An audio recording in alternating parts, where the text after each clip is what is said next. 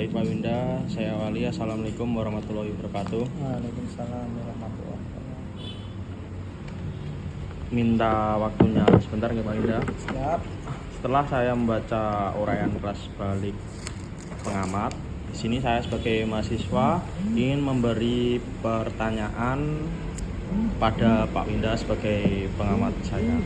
Yang pertama, bagaimana strategi yang paling efektif untuk membagi waktu antara penyampaian materi dan kegiatan praktik agar pembelajaran tidak terkesan buru-buru? Ya, baik Mas Awang. Strategi membagi waktu yang baik itu dilaksanakan atau dilakukan itu agar tidak membosankan dan tujuan pembelajaran bisa tercapai. Nah, strategi utamanya itu adalah menerapkan pembelajaran yang aktif, di mana sesi praktek lebih mendominasi atau setidaknya setara dengan sesi teori. Ada beberapa cara untuk strategi yang efektif untuk membagi waktu. Yang pertama adalah gunakan rasio teori kecil, praktek besar. Jadi jangan memberikan semua teori di awal. Peserta itu bisa lebih cepat mengerti dengan menggunakan metode learning by doing. Rasio idealnya itu sekitar 20-30%-nya teori, 70-80%-nya praktek atau diskusi. Atau pakai yang kedua juga bisa dengan cara micro learning. Hindari ceramah panjang. Nah, misalnya 2 jam itu teori betul-betul itu dihindari. Strateginya bisa potong materi menjadi blok kecil, 10-15 menit. Lalu selingi dengan kuis, diskusi atau simulasi singkat. Yang ketiga bisa dengan menggunakan metode sandwich. Nah, struktur ini efektif untuk memastikan pemahaman teoritis dan aplikasi praktis seimbang.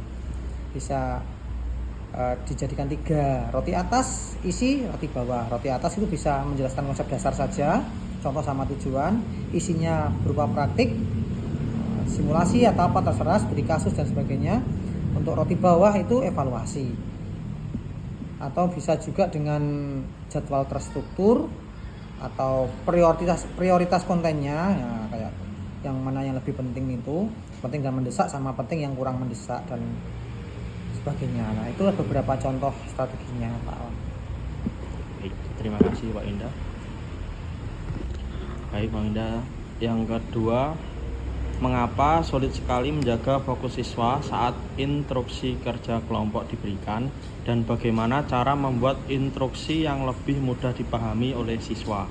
Oke, untuk menjaga fokus siswa itu saat instruksi kerja kelompok itu memang adalah tantangan umum dari guru ya, karena memang ada beberapa hambatan siswa itu bisa menjaga fokusnya, yaitu yang gangguannya itu bisa bagian eksternal, bisa transisi kognitif yang dari yang mendengarkan tiba-tiba disuruh interaksi sosial, ada yang overload, kelebihan informasi. Ya, ini biasanya instruksi yang terlalu panjang itu nanti akan membuat kelebihan beban informasi. Terus kurangnya minat atau motivasi. Kemudian yang kelima itu adalah multitasking digital. Kebiasaan siswa bermain gadget itu yang ya, scroll TikTok dan sebagainya itu. Nah, ada beberapa cara untuk membuat instruksi itu lebih mudah. Yang pertama, gunakan metode tunjukkan, jangan hanya katakan.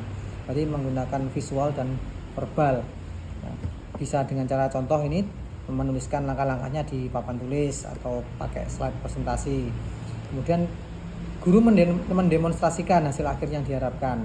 Nah, tadi hasil akhirnya, tadi contohnya hasil karya apa gitu. Nah, nanti biar siswa itu tahu, oh aku disuruh gini gitu. Kemudian yang kedua bisa berikan instruksi berurutan dan singkat. Bagi instruksi menjadi tahapan kecil. 1, contoh nih, 1, duduk berkelompok. 2, buka buku halaman 10. 3, diskusikan soal nomor 1 sampai nomor 3. Nah, seperti itu. Jadi di instruksinya dibuat singkat dan berurutan. Yang ketiga, tetapkan aturan dasar sebelum mulai. Nah, ini hampir sama dengan yang kemarin kita bahas tentang kesepakatan kelas ya. Jadi dikasih aturan, jelaskan perannya masing-masing. Siapa yang jadi ketua, pencatat, penyaji dan sebagainya. Itu nanti sehingga tidak ada siswa yang pasif. Terus tetapkan waktunya. Jadi dikasih batas waktu sehingga anak-anak itu bisa lebih fokus. Waktunya 10 menit untuk bagian yang ini, seperti itu contohnya. Kemudian yang ketiga, gunakan call and respond untuk mendapatkan perhatian. Jadi sebelum memberi instruksi gunakan isyarat visual atau suara. Contohnya tepuk tangan. Tepuk tangan 1 kali, tepuk tangan 2 kali dan sebagainya itu ya, biar anak ketika ngobrol berhenti dan fokus kepada guru. Kemudian ada konfirmasi pemahaman. Jadi guru ini jangan hanya bertanya, apakah sudah paham? Itu mintalah salah satu siswa mengulangi instruksi yang baru saja diberikan. Jadi ketika Mas Awang memberikan instruksi itu jangan hanya gimana sudah paham, nah jangan gitu. Jadi bisa tunjuk satu siswa, coba Mas A, kamu jelaskan tadi instruksinya apa, seperti itu biar lebih fokus anak gurunya. Yang terakhir, pastikan kondisi fisik siap. Berikan waktu istirahat singkat, pakai ice breaking biasanya ya, biar anak lebih fokus lagi sebelum instruksi kelompok. Jadi jangan tiba-tiba ketika mendengarkan langsung instruksi kelompok. Jadi ketika selesai mendengarkan anak-anak ajak ice breaking, baru berikan instruksi kelompok. Ya seperti itulah kira-kira agar lebih mudah membuat instruksi kelompok yang jelas. Baik, Bang Indah, terima kasih atas jawabannya. Sudah cukup, saya akhiri. Wassalamualaikum warahmatullahi wabarakatuh. Waalaikumsalam warahmatullahi wabarakatuh.